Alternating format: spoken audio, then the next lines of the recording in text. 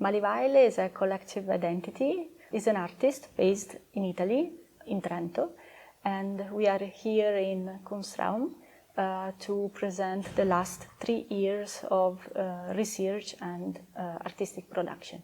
Weil established in 2008, and she focused her practice first on performance art, but soon she expanded her research and practice also through other languages and disciplines that involve visual arts, film production, design, in a sort of expanded performance practice. For 3 years, Weil explored the juridical relationships that we have as a society, as a European society, with the forest. And all that in our society today was born from these relationships. A lot of juridical and political concept has been forged into this relationship that we have with the forest and with the woods. And during this research that has been concluded with a full feature movie, Forest and Evocation, we felt that something was missing, and we met some interesting characters in the forest, some interesting figures that drove our attention, like the wolf and the wolfman. The wolfman as a proto-diplomat, as a figure that sits between human and other than human, between law and the wilderness, between city and all what we call modernity and what came before. So we followed the wolf and we ended up into this new world of interspecies diplomacies and the relationship that we have with other than human, whatever it is, animal, plants, bacteria, mountains. Weil's practice is a layered practice. As Elisa said, it's a practice that stems from performance and performance art, but it goes toward different fields that are usually from the art fields. We use several languages, we use performance, we use design, speculative design and product design, we use video, and we even present here our first fashion design piece.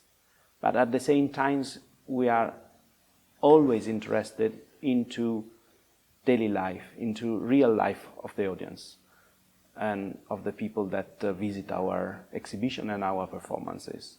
We want to really impact the imaginaries, the political imaginaries of our daily lives. So that's why we use so many languages, but at the same time we are really interested into what comes out of the white cube.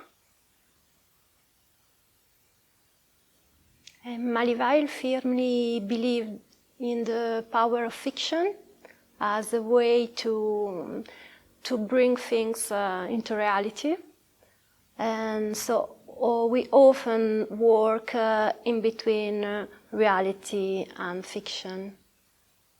It's a kind of obsession of us.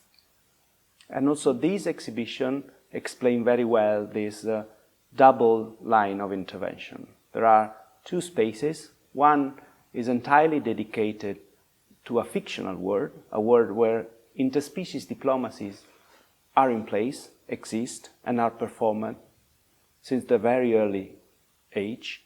And the other space, in the library, there are the most recent research that connect this fiction of interspecies diplomacy with the reality.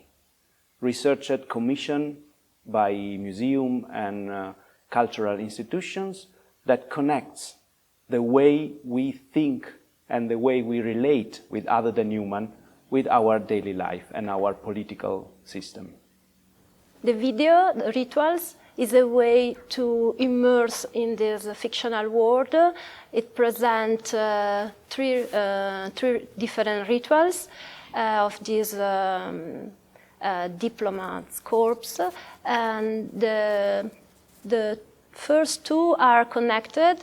Is kind of both are a way to enter and exit from the profession of diplomats. And the third one is a different rituals that is specific for who want to become legin, a diplomat that take care of dreaming and of the relationships with that. So in the first ritual, we can follow a diplomat that address his new profession through the act of devoration. So he's devouring a lot of other creatures or beings in order to become able to negotiate with them. And in the second one, we can follow him at the end of his career and his life to be devoured from others. This idea of being devoured is at the core of interspecies diplomacies, and we can meet it in another work that is exhibited in here. That is the big tapestry, Divina et Devorator, that is completely dedicated to this this vision, this idea that human beings are food for others, and they have to accept this reality, this identity. So the idea that the anthropos can be rethink as food is a powerful means to establish new political relationships and to change the way in which we think to ourselves. The School of Interspecies Diplomacies is both fictional and real, and it's something that happens in different organizations, institutions like museums, universities, or other art centers, where this world of interspecies diplomacies starts to happen, and through new diplomats can be educated, and they can start to think that diplomacy can be a real future. School of Interspecies Diplomacies collects several voices and practices from different fields and experts, and we connect all these disciplines and topics to overpass the boundaries of every single discipline and to enlarge our concept of interspecies diplomacies itself. We also present some texts. One of the texts is the curriculum of the school, where we present all the courses of the school, several years of the school, and it's both fictional and real in the sense that the courses are taught under a fictional glance, but the books and all the references present in the book are completely real. We also present here for our first attempt on fashion design. So we present a cloak that is a traditional vest of diplomats, but at the same time it is another kind of object it is a book. In this kind of world, diplomats live with a very low technology. So in this case, the ceremonial cloak is also a part of the Imago book, a book that is just a kind of trace for oral storytelling. It's a kind of legal alphabet because every imago has a particular legal meaning and give to diplomat the power to do or to be protected from some kind of rights. Mara spoke about imago that are on display here in the exhibition, but there are also some stakes in the exhibition that are clearly inspired by these very jewels. Those stakes in the fictional world of interspecies diplomacy serve in the moment of the burial. As you can see in the film, when the body is displaced into the landscape, those stakes signal the position of the body in order to come back after weeks or months and see if the others, wolves, vultures, or even just the other decomposing creature, have devoured, have consumed that body. And with those stakes, you can retrace back after a while the right position of that body. And we call them devourers' stakes because every figure on it has some devourer as the head or even the body of a devourer, of another creature that is able to devour something of us and not only of us. At the very entrance, the audience will meet the 4 flags of the 4 corps of interspecies diplomacies. I have to tell that was maybe the funniest part of our our work because it was very nice to invent, to create these 4 different corps with their specific characteristic and purposes.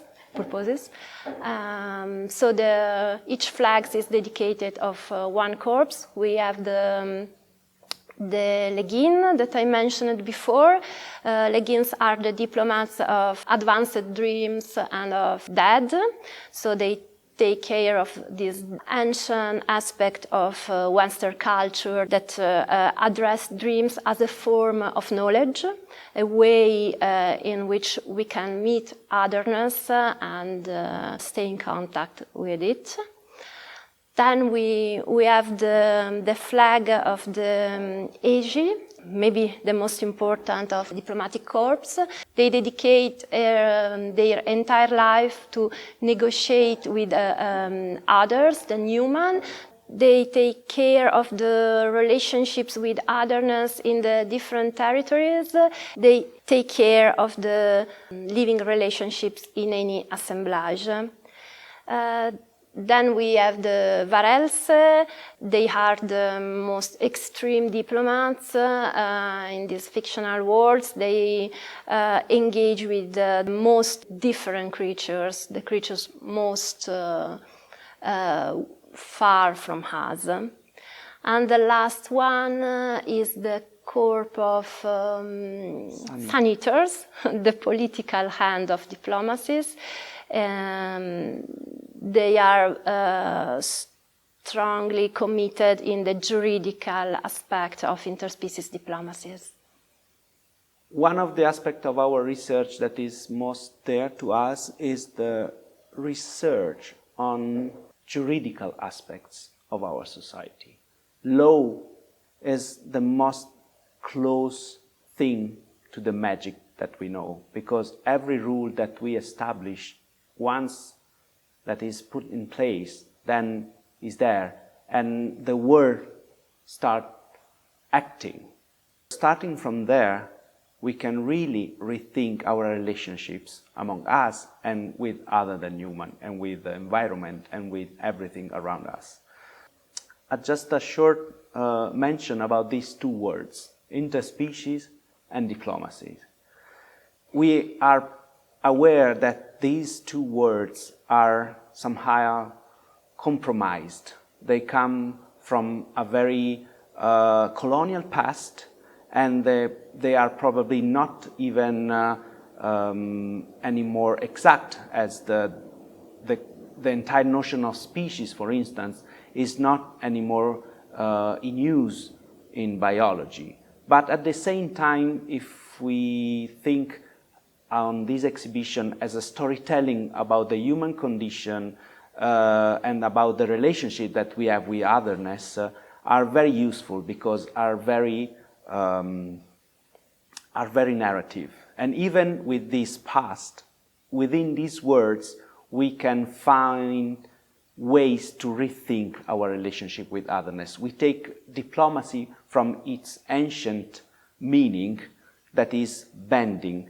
It is the way of the paper that ambassadors were carrying with themselves, where the paper that ambassadors carried with themselves were bended in order to protect privacy.